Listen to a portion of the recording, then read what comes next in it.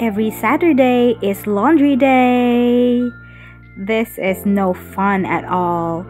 Well, dito sa US, ang mga apartment, iba-iba. May mga apartment na may washing machine and dryer. Meron din namang merong common laundry area. Pero dito sa apartment namin, of course, common laundry area kasi talagang, lahat may bayad po. What?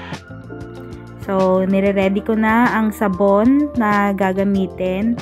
Bumili kami nitong malaking liquid detergent kasi mas tipid at saka parang ang tapang kasi ng sabon dito. So, talagang maaano mo siya.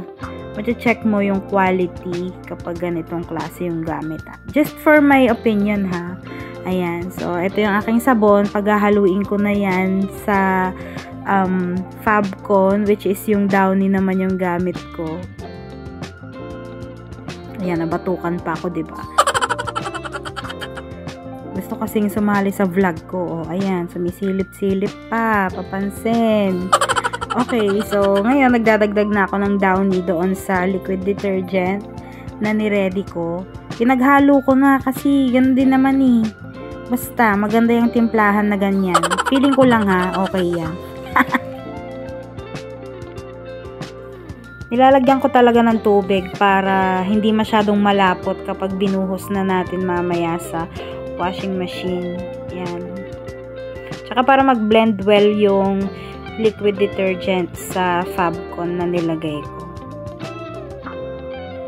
Ayan, dadalhin na ni Sir Rodel ang aming murang mga maduming damit at lalagay niya sa dalawang washer kasi dalawang load po yung aming maduduming damit every week. Ayan. Pati sabon. Sige, lagay. Laban na yan. Wait lang ah. Yung isa pa, ituturo nga natin yung magkaibang paraan eh.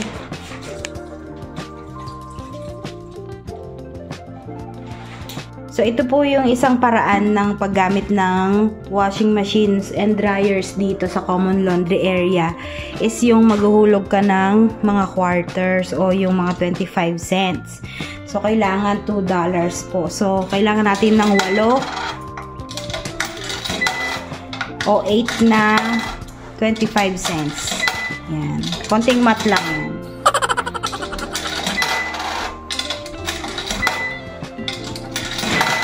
Okay, and then warm. Push mo yung warm. Then start. Okay, isang paraan naman is gagamit tayo ng app. So, halamin mo kung anong number ng washing machine mo. So, number 2 yan. Click natin si number 2. Slide to pay.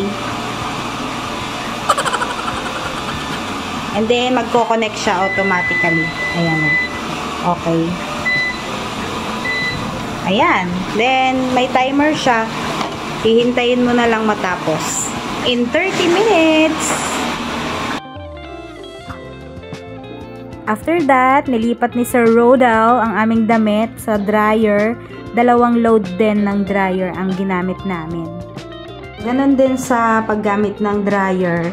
Alamin mo kung ano yung number ng mga dryer na gagamitin mo. So, ito yung sa upper number 5 at saka yung lower number 6. So, dun sa app natin, hanapin mo yung number 5 and 6. O, yung 5 muna. Number 5, tapos slide. Ayan, para mag-connect siya. And then, start. Start. Start. O, number 6.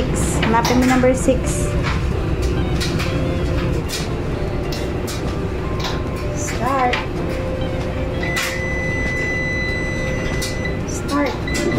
Okay, so 45 minutes naman sa dryer. And after nyan, tapos na.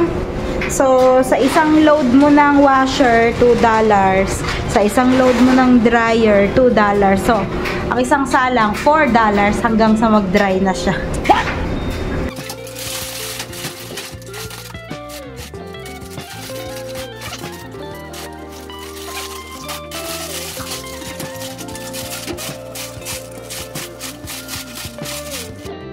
And that's it. Ready na naman magtiklop.